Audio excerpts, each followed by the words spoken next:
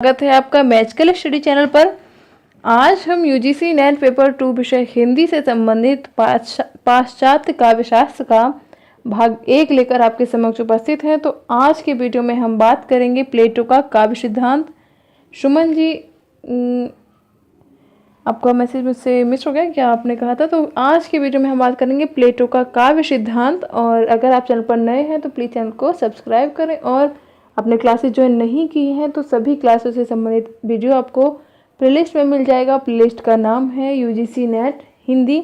और अगर नोट्स चाहिए हैं आपको तो आप टेलीग्राम चैनल पर टेलीग्राम ग्रुप में जाकर स्क्रॉल अप करके देख सकते हैं। सभी वीडियो आप से संबंधित पीडीएफ आपको वहाँ पे प्राप्त हो जाएगा। तो ये चलिए शुरू करते हैं आज का वीडियो जो कि संबंधित है प्लेटो का काव्य सिद्धांत से। तो हम सबसे पहले समझ लें प्लेटो कौन थे। तो यूनान का महान दार्शनिक प्लेटो, जिनका समय माना जाता है 428 से 348 ईस्वी तक, और एक मौलिक चिंतक के रूप में ये विख्यात थे और ये सुकरात के शिष्य थे।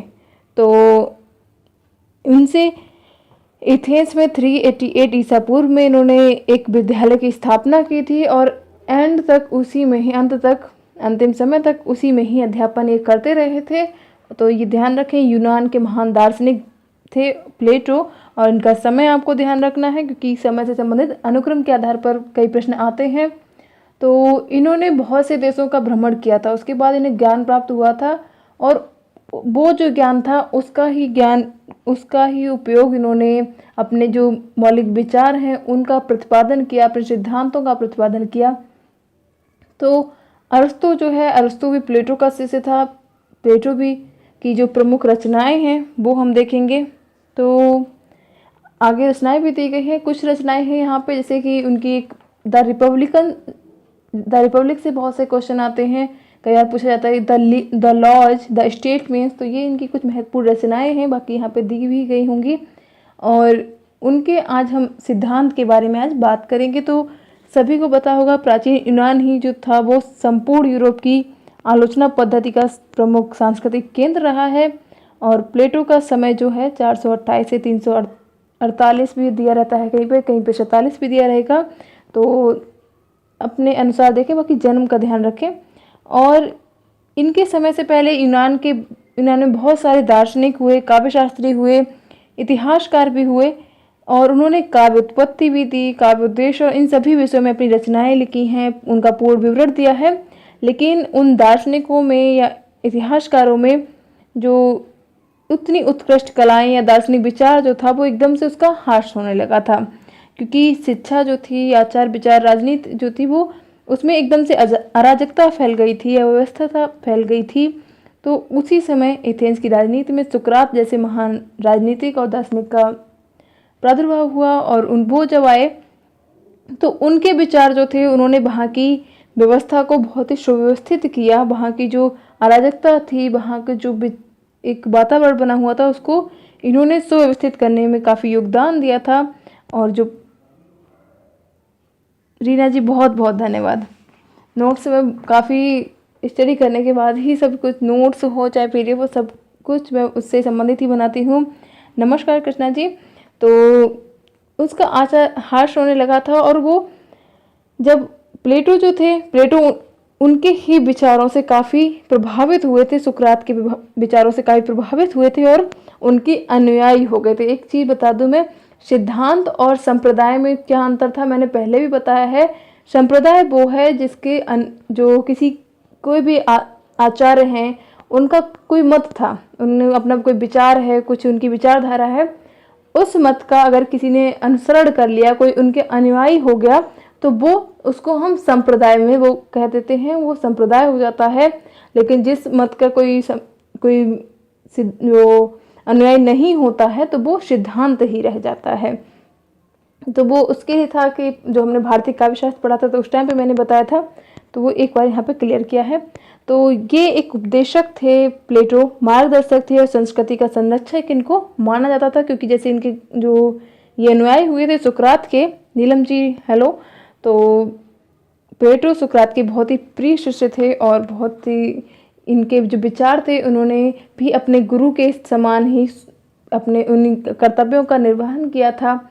और यूनान में जो बौद्धिक क्रांति का बिगुल भी इन्होंने ही फूंका था। तो हम आज इनके बारे में सभी कुछ डिस्कस करने वाले हैं। इन्होंने, जैसा कि बताया मैंने, बहुत से देशों का भ्रमण किया था और उसके आधार पर ही इन्होंने भ्रमण करने के बाद 387 में 387 में इन्होंने यूनान में एक अकादमी स्थापित की थी। और वो विद्यालय जो था उसी में ही इन्होंने अंतिम समय तक अध्यापन किया था। और प्लेटो का जो साहित्य है वो दर्शन, विज्ञान और ये गणित से काफ़ी इसके विद्वान थे। तो प्लेटो को अपने समाज में काफ़ी आदरणीय स्थान प्राप्त हुआ है। ये उपदेशक क्योंकि मार्गदर्शक के रूप में और संस्कृति का संरक्षक इनको माना जाता था। तो कविता को अनुकरण मानता हुआ वो मानते थे ये। और उनका क्या कहना था, यहाँ पे मैंने कुछ 2 मत दिए हैं जो वैसे अभी जब क्लियर करेंगे आगे सभी उनकी मान्यताएं क्या थी, उनके मत क्या थे, तो क्लियर हो जाएगा। लेकिन यहाँ पे ये जो 2 चीज़ें हैं जो उनके कथन, वो हमें क्लियर याद करने हैं कि इनका कहना था कि कलाकार वास्तविक जीवन के पदार्थों को उत्पन्न नहीं करते, वे केवल उनकी छायाओं, बिंबों का ही निर्माण करते हैं। तो एक तो इनका ये कथन था, तो यानी अनुकरण को ही मानते थे। और एक और वो कहते थे कि यदि कविता के प्रशंसक ये सिद्ध करें कि कविता न केवल आनंदप्रद है वरन वह समाज और मानव जाति के लिए उपयोगी भी है, तो वह वास्तव में हमारे लिए महान हित की बात होगी, ऐसा इनका मानना था। तो इन्होंने जो इनसे पहले जो 800 ईसा पूर्व लगभग होमर जो हुए थे उनके प्रति प्लेटो की आदर भाव रखते थे। लेकिन इन्होंने उनको कवि कर्म को उनके काफ़ी हे दृष्टि देखा था। तो इनका जो कविता के बारे में हमें आज डिस्कस करना है काव्य सिद्धांत ही, तो वो हम देखेंगे। तो प्लेटो जो थे वो पाश्चात्य साहित्य शास्त्र के प्रथम आलोचक थे और उन्होंने काव्य अर्थात साहित्य को समझने के लिए मनोविज्ञान का सहारा लिया था और तर्क व कल्पना, संयम और आवेश, ज्ञान और विज्ञान में सामंजस्य स्थापित करने का प्रयास किया था। तर्क और कल्पना में, संयम और आवेश में और ज्ञान और विज्ञान में उन्होंने सामंजस्य स्थापित करने का प्रयास किया था।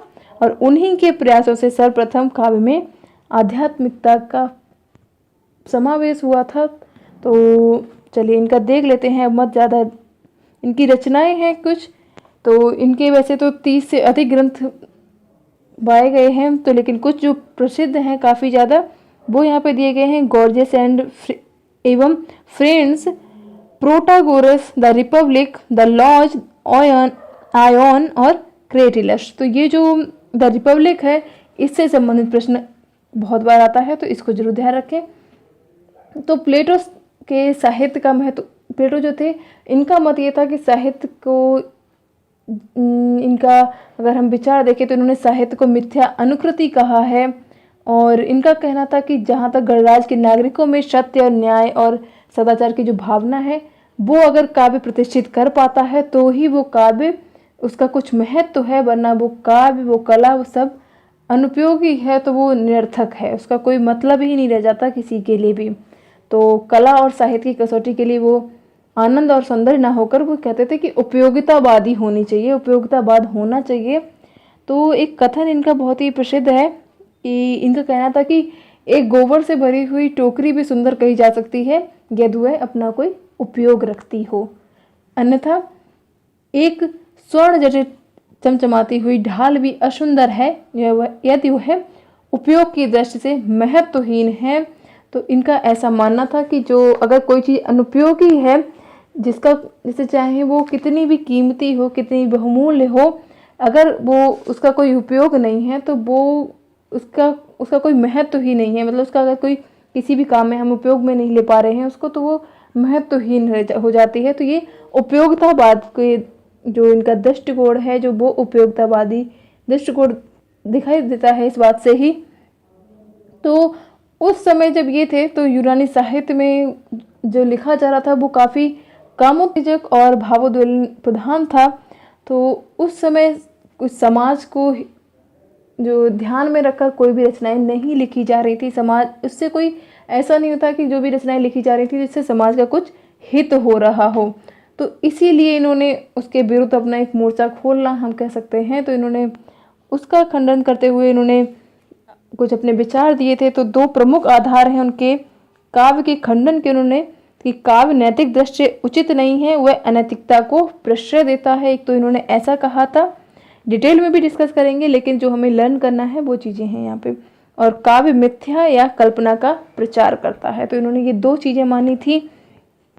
और प्लेटो की तत्व मीमांसा की बात करें तो प्लेटो, इनमें दो मुख्य शब्द हैं, प्रत्यय और विशेष।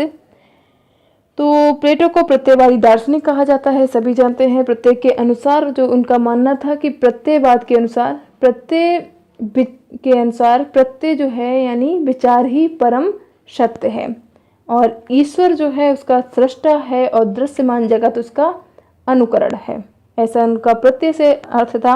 और विशेष जो उन्होंने एक माना था, तो विशेष से उनका तात्पर्य था कि विशेष वह है जिसे हम देख सकते हैं, सूंघ सकते हैं और सुन सकते हैं, स्पर्श कर सकते हैं और चख सकते हैं। यानी विशेष का ज्ञान इंद्रियों द्वारा होता है, लेकिन उसका वैज्ञानिक ज्ञान संभव नहीं है, क्योंकि ये परिवर्तनशील अशुद्ध होने के साथ साथ इसकी कोई अपनी स्वतंत्र सत्ता नहीं है, ऐसा इनका मानना था। और इनका ज्ञान जो है वो इंद्रियों से होता है, परंतु वह अप्रामाणिक है, इनका ऐसा मानना था। जिस तरह से हम एक ऊपर में बहुत सारे रंग बिरंगे फूल देखते हैं, जिसमें गुलाब हुआ, जूही हुआ, चंपा, गुड़हल, ये सब हुए, तो इनकी विभिन्नताएं हैं, लेकिन विभिन्नताएं होने के बाद भी हम उन्हें कहते तो फूल ही हैं। तो उसी तरीके से इनका कहना था कि बहुत से फूल जो हैं वो विशेष हैं, लेकिन फूल जो है वो प्रत्यय है। तो यानी एक ही विचार का जो अनुकरण है तो वो प्रत्यय हो गया, लेकिन अगर विशेष बात कुछ दर्शाई जा रही है तो वो एक, बहुत से फूल जो हैं वो एक विशेष है। तो एक दृश्य है, दूसरा अदृश्य है। तो इस तरह से इनके कुछ विचार थे इंद्रियों पर आधारित। तो हम इनके प्लेटो के काव्य संबंधी मान्यताएं देखेंगे। वो सब कुछ चीज़ जो हमने डिस्कस किया वो साधारण जानकारी थी, जो हमें अपना ध्यान रखना है वो देखते हैं। तो इनका कहना था कि साहित्य मिथ्या अनुकृति है।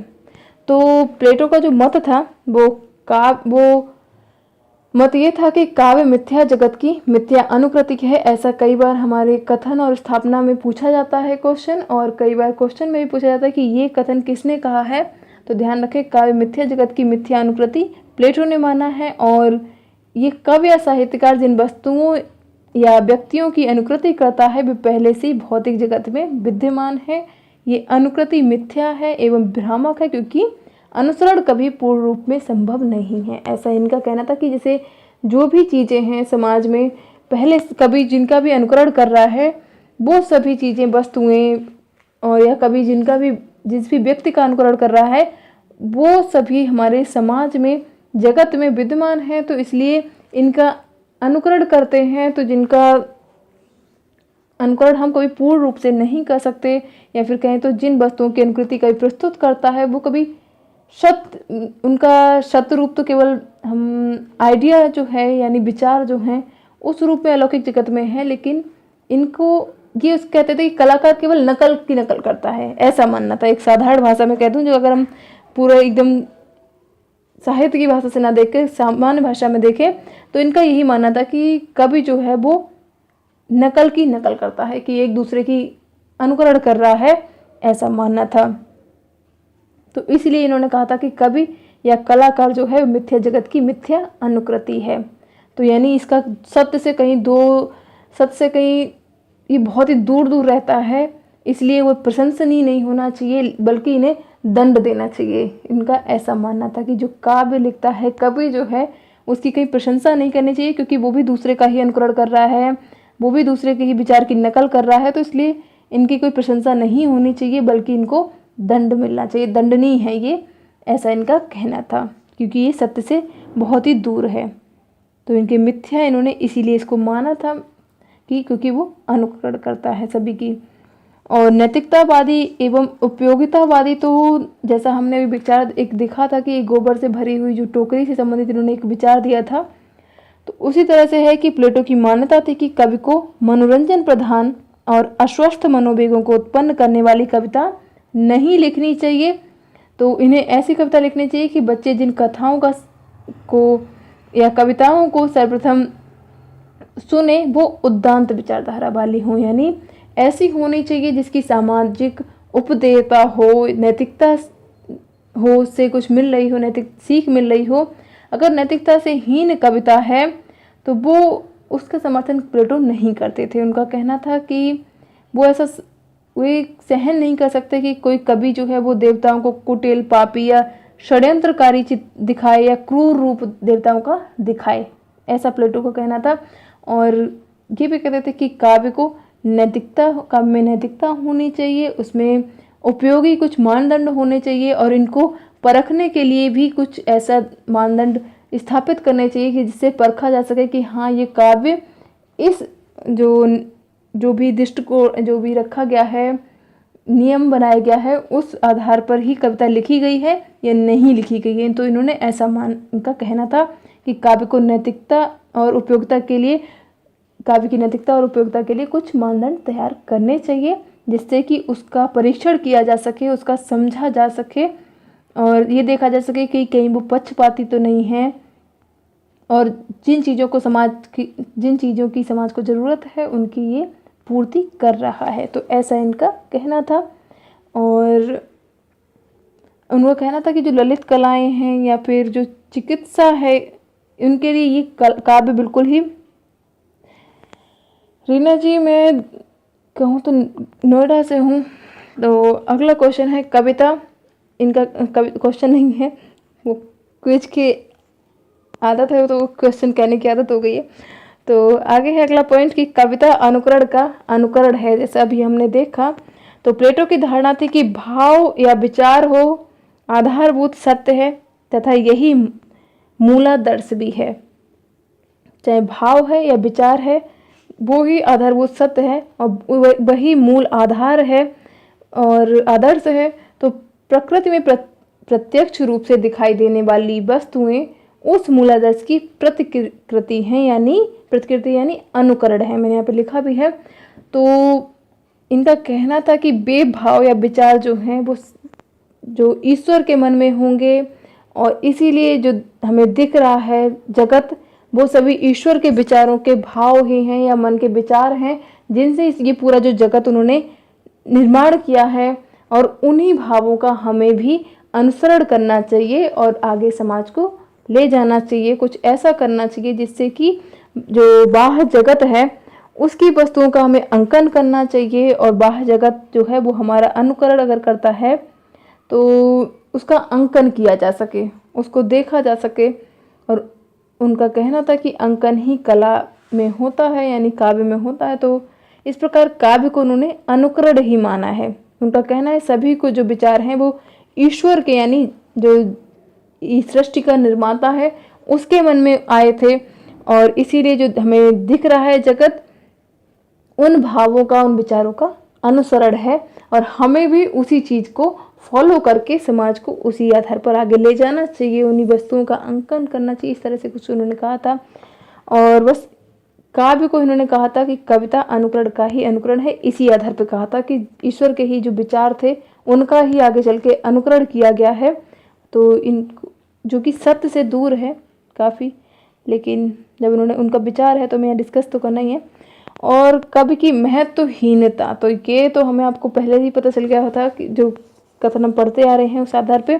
तो प्लेटो का कथन है कि कवि या चित्रकार जो है वो वस्तुकृति नहीं अपितु अनुकृति मात्र प्रस्तुत करता है। तो यानी ये कोई नई चीज नहीं बनाता है, कोई जो वस्तु नहीं होगा वस्तुतः होना चाहिए यहाँ पे, क्योंकि जो चित्रकार है वो या कवि है वो कोई अपने आप से कोई नई चीज नहीं बनाता है, वो चित्रकार नहीं है, वो कोई कृति नहीं बनाता है, बल्कि वो अनुकृति बनाता है, किसी चीज का अनुकरण करके कोई चीज बना रहा है। तो ये इसमें मौलिकता नहीं रह जाती है। ये जो एक कहें तो ये वैज्ञानिक दृष्टिकोण से ये सही नहीं है, इनका ऐसा कहना था। तो इसलिए कवि की महत्ता भी वहाँ पे ख़त्म हो जाती है, क्योंकि जब कोई चीज़ किसी दूसरे की नकल करके बना रहा है। तो प्लेटो का कहना था कि अगर किसी का हम साहित्य पढ़ रहे हैं तो उसने अपने किसी महान कवि का अनुकरण किया होगा, उसने भी किसी दूसरे का किया होगा। तो इस आधार पर ये जो चेन है जो चलती चली जा रही है, हमने जो लिख रहे हैं वो भी आगे कोई फॉलो करेगा। तो ये एक अनुकरण हो गया।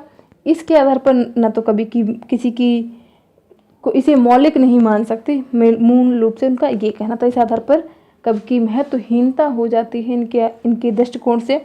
और कवि स्वयं तो अज्ञानी है ही, साथ ही वह अज्ञान का प्रसार भी करता है। तो इन्होंने ऐसा कहा था।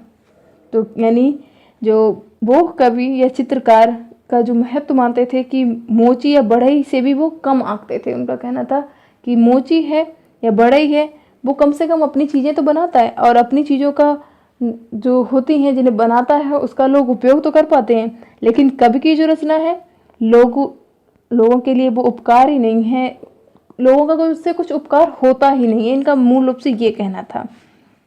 और कवि हो या चित्रकार, वो मोची की कला से हमेशा ही अनभिज्ञ रहते हैं, उनके कार्यों से अनभिज्ञ रहते हैं। और जो मोची के कार्य रहते हैं वो इस प्रकार के रहते हैं जिससे समाज का भला हो सके, और लोग उसकी कारीगरी को नहीं समझते हैं। तो इस तरह से इन्होंने अपना विचार कहा था। तो यहाँ पे भी उन्होंने कवि की आलोचना ही की थी। बाकी एक और इनका तीसरा था। नमस्कार रेखा जी। तो इनका तीसरा जो आरोप था, आक्षेप था, वो ये था कि कविता अनुकृति है। तो हम बार बार उस चीज़ को रिपीट करते आ रहे हैं। तो रिपीट क्या, उनके हर सेंटेंस के अंतर्गत, हर कोई भी अगर हम उनका बात देखते हैं तो उसके अंतर्गत यही आता है कि ये अनुकृति की बिल्कुल एकदम, अनुकरण किसी ने किसी चीज़ का किया है तो उसके एकदम विरोधी ही थे। तो कविता अनुकृति है और किसी भी दृष्टि से उपयोगी नहीं है, इनका ऐसा कहना था। और वह कविता और कला को समाज के लिए सर्वथा अनुपयोगी मानते थे, और कहते थे कि कवियों को चुनौती देते हुए कहते थे कि वे ये सिद्ध करें कि कविता की समाज के लिए क्या उपयोगिता है, यानी कविता किस प्रकार से समाज का हित कर सकती है। तो वो इस तरह की चुनौतियां दिया करते थे कवियों को। तो जो कवि होमर से उन्होंने पूछना चाहते थे कि क्या उनकी कविता किसी को रोग मुक्त कर सकती है, इन्होंने ऐसा कहा था। और ये भी पूछा था कि क्या होमर जी की कविता जो है वो कोई युद्ध जिता सकती है, या फिर उनकी जो कविता है उसकी सहायता से श्रेष्ठ शासन व्यवस्था स्थापित हो सकती है। तो हमें ये चीज़ स्पष्ट हो रही है कि कवि की तुलना उन्होंने क्या किससे की थी, एक चिकित्सक से की। जो उन्होंने पूछा था कि होमर जी की कविता क्या किसी का इलाज कर सकती है, रोगी को स्वस्थ कर सकती है, तो उन्होंने चिकित्सक से कर दी, एक सैनिक से कर दी, प्रशासक से कर दी। तो उनकी जो तुलना का आधार हम देखें तो उन्होंने उन लोगों को महत्व दिया है जो चिकित्सक हैं, सैनिक हैं और प्रशासक हैं, बजाय कवि के। तो उन्होंने उसकी तुलना की। तो जिस आधार पर आप समझ गए होंगे, तो इनका मानना था कि कवि का जो चिंतन है वो काफ़ी भ्रामक है, वो उसका कोई समाज के लिए उपयोग नहीं है।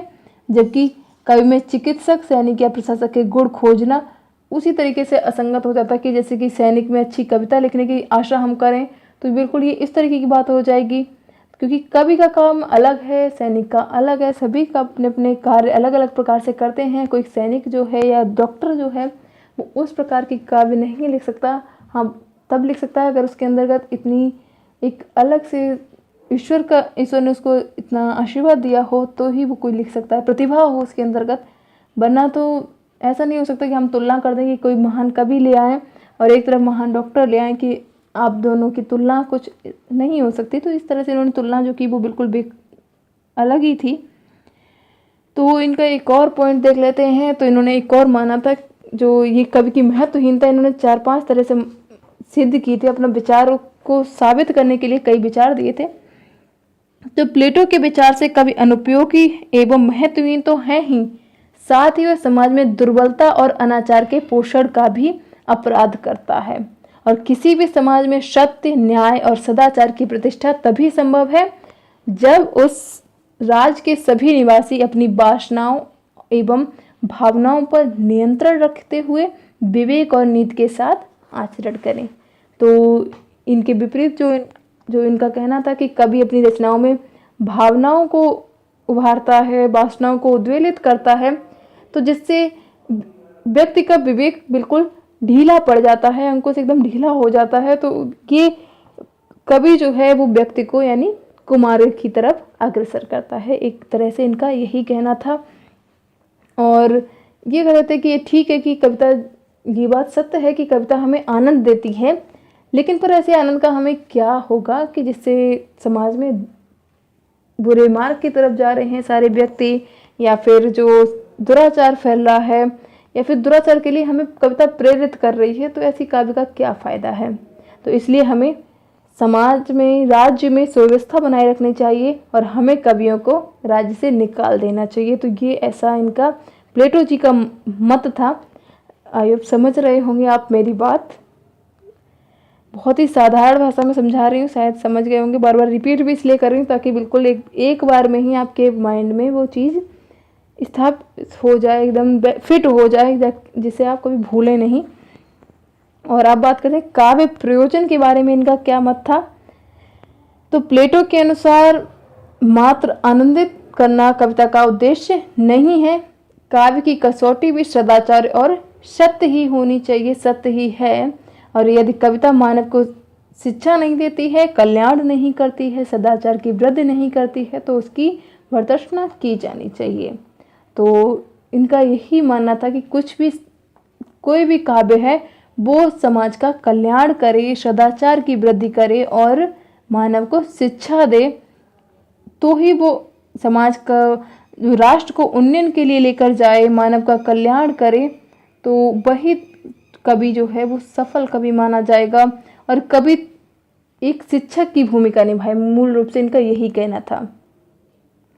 तो इनका विचारधारा बिल्कुल अलग ही तरह से थी। तो काव्य तभी तक श्रेष्ठ होगा जब तक उससे समाज को शिक्षा मिलेगी। तो यही इन्होंने काव्य का प्रयोजन माना है। कवि हो या काव्य हो, तो उन्होंने तभी तक श्रेष्ठ माना है जब उससे समाज को कुछ शिक्षा मिलती है, कुछ सीख मिलती है, समाज का उद्धार होता है, कुछ उन्नयन होता है। और एक और मत था काव्य और भावोद्वेलन। तो ये हम अभी देखते आए हैं, काफ़ी इन्होंने विचार दिए थे। तो कवि भावोद्वेलन करता है, इसलिए भी प्लेटो ने काव्य की निंदा की है। और कविता का जन्म सहज मनोवेगों के उद्रेक से होता है।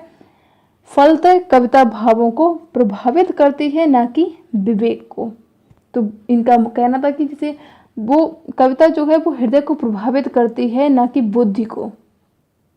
और मनोभाव है, अंतःप्रेरणा के क्षणों को वो एक अलग ही प्रकार से उद्वेलित कर देती है। इसलिए मनुष्य अपने एक सही उसको दिशा निर्देश नहीं मिल पाता, वो अपने मार्ग से भटक जाता है, ऐसा इनका कहना था।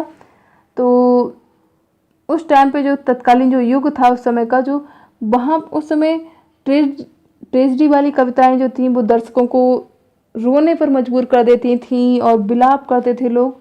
तो इस तरह से काव्य देखकर ही इन्होंने ऐसा कहा था।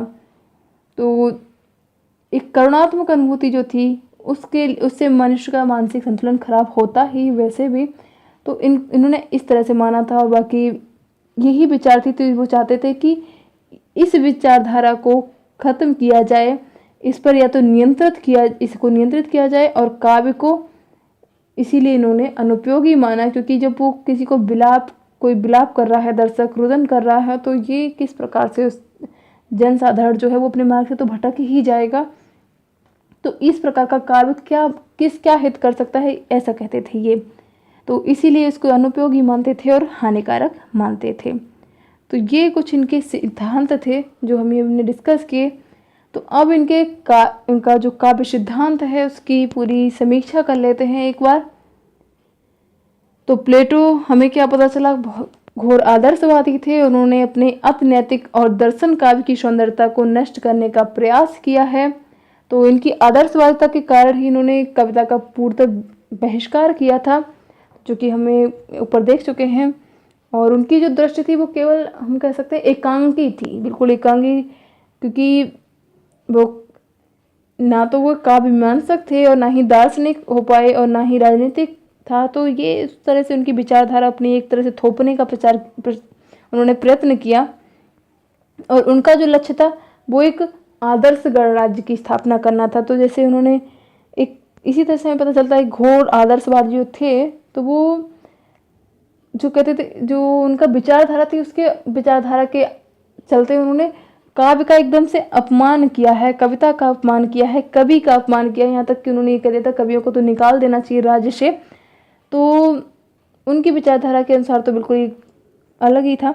और उन्होंने काव्य कला में भावुकता को मान्यता देते हुए भी श्रव्य कला की भावुकता की तीव्रता का उल्लेख नहीं किया है और अपनी घोर आदर्शवादिता के कारण उन्होंने कविता को पूर्णतः बहिष्कार कर दिया और काव्य की उपादेयता के संबंध में उन्होंने जो आक्षेप लगाए उस पर यदि विचार किया जाए तो वे सभी एक पक्षी ही सिद्ध होंगे। तो जैसा हम देख चुके हैं, तो उनकी अगर विचारधारा देखी जाए वो एकांगी ही होगी और प्लेटो का जो चिंतन है वो दूषित है या पूर्वाग्रह से युक्त हम मान सकते हैं, क्योंकि केवल अगर हम कहते हैं उपयोगिता जो है, उपयोगितावाद हो, उसको ही महत्व देना, तो ये तो एक पशु धर्म हो गया, क्योंकि और मानव जो है वो पशु तो नहीं है ना। तो उपयोगिता के से अतिरिक्त हमें अनुभूति को भी महत्व देना चाहिए, आनंद को भी महत्व देना चाहिए, सौंदर्य बोध को भी महत्व देना चाहिए, और जो हमें मानसिक तृप्ति मिलती है काव्य से, तो उसको हम नकार तो नहीं सकते ना। इनका विचारधारा था कि बस ऐसा एकदम उपयोगिता होनी चाहिए बस, नहीं तो बिल्कुल ख़राब है वो चीज़। तो ये तो बिल्कुल एकदम अलग ही होगी इनकी विचारधारा।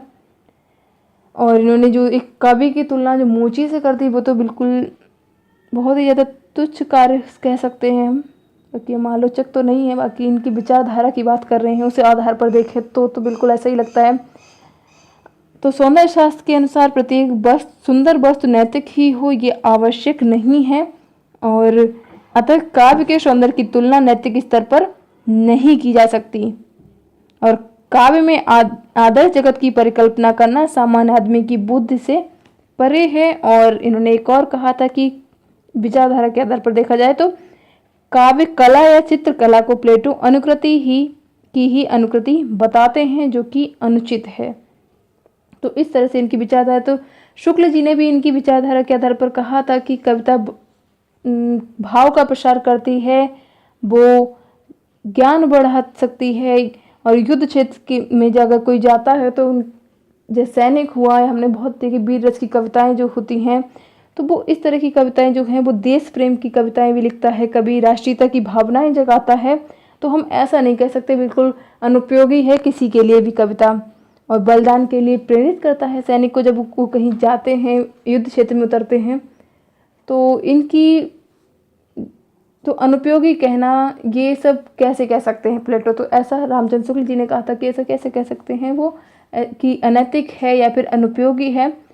तो यही कुछ विचारधारा थी इनकी, और अगर आपको समझ में आई हो तो यही बस मेरा एक उद्देश्य था, आपको उनकी विचारधारा समझाना।